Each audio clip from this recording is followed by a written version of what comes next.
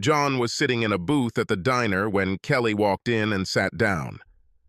"Thanks for coming, Kelly," said John.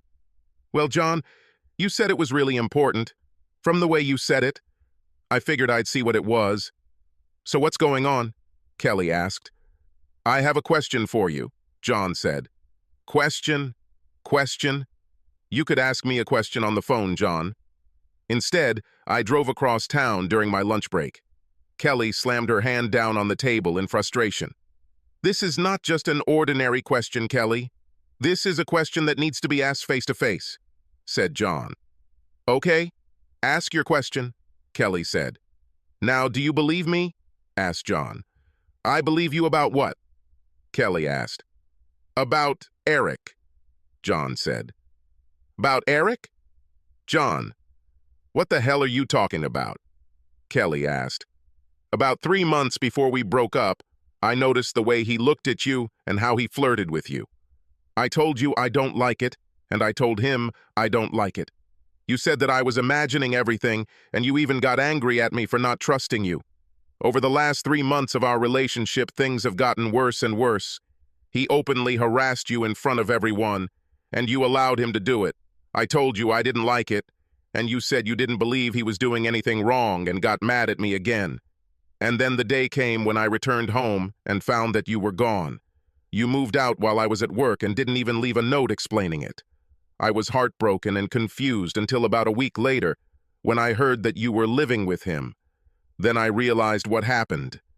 So now do you believe me?" asked John. "John, Eric had nothing to do with what happened between you and me," Kelly said. "Oh, really?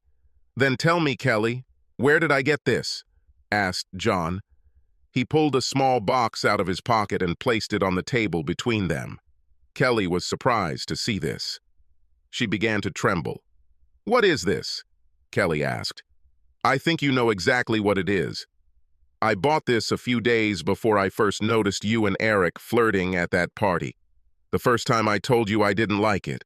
We were so incredibly happy together. Or at least I was happy.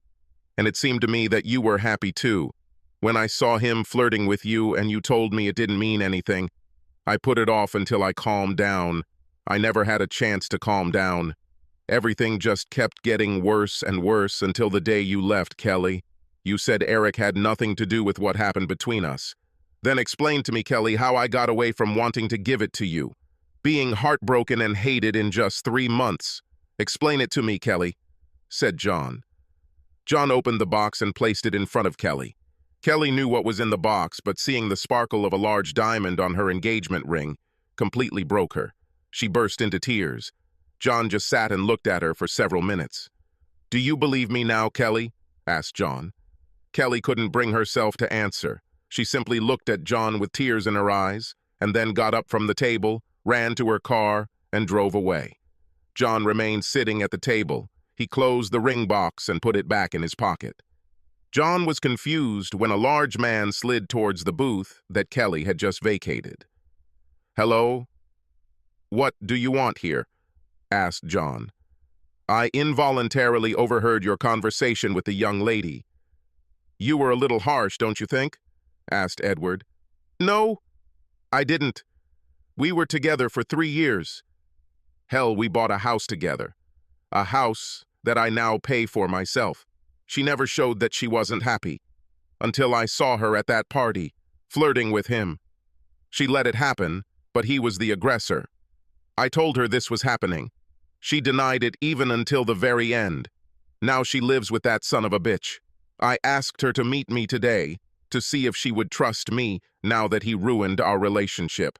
I wanted to show her how much I loved her and how much I wanted to be with her. The ring conveyed the message to her quite clearly. Now I hurt her as much as she hurt me," John said. "Maybe if you spent more time taking care of Kelly and being less jealous, my son wouldn't be able to steal her from you," Edward said smugly. "Your son? Eric is your son?" John shouted. "Yes," said Edward. John stood up from the table, grabbed the man, pulled him to his feet, and punched him in the face as hard as he could, causing him to fall to the floor. Edward cringed and raised his hands to protect his face as John leaned down and looked into his eyes. It was because you raised a vile freak who steals other people's women, said John. John threw the money for the meal on the table and left the diner. A few hours later. On the other side of town, Eric returned home and immediately realized that something was wrong. Kelly's belongings were missing. He dialed her cell phone number. "Hello?" Kelly said. "Kelly, baby, what's going on? Where are you?" asked Eric. I can't be with you anymore, Eric," Kelly sobbed. "What? Why?" "Kelly, what you're saying makes no sense," said Eric. He was right. He was right. He was right from the very beginning." Kelly sobbed again. "Who was right? What are you talking about, Kelly?" asked Eric. "John, he was right. You stole me from him. I let it happen, but you stole me." "Kelly, you left him voluntarily," said Eric. "You made me agree. I shouldn't have let you get so close. John and I were happy for 3 years before you started hitting on me. He told me what you were doing. I didn't believe him. He was right." "Damn you, Eric," Kelly said. "Kelly, don't be like that. If John let this happen, that's his problem," said Eric. "No, that's my problem. He warned me. He tried to stop me. I didn't listen to him," Kelly said. "Kelly, baby, what about us?"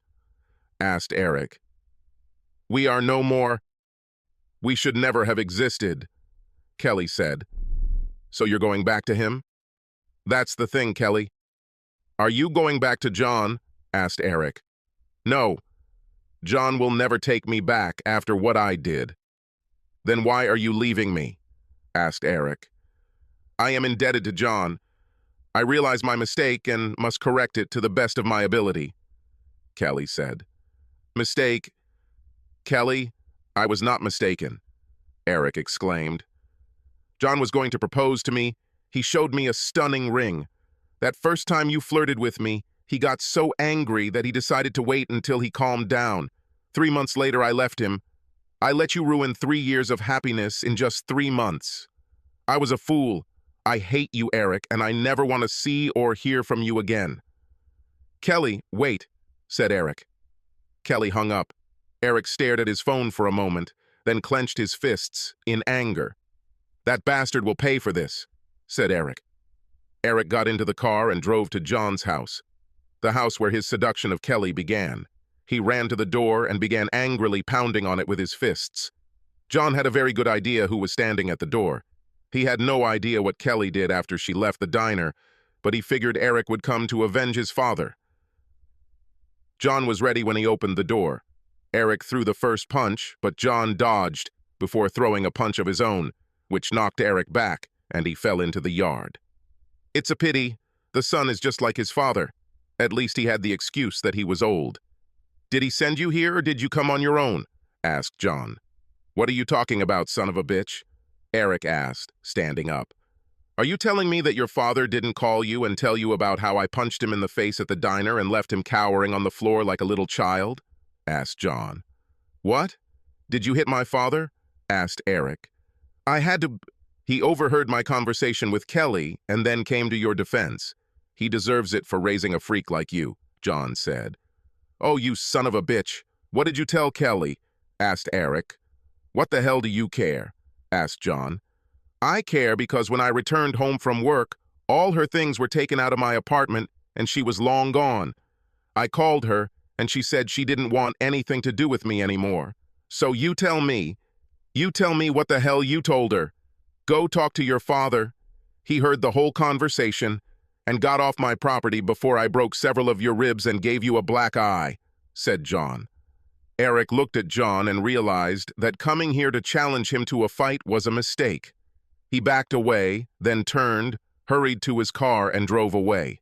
When John turned to go back into the house, there were tears in his eyes. "I think she finally believed me,"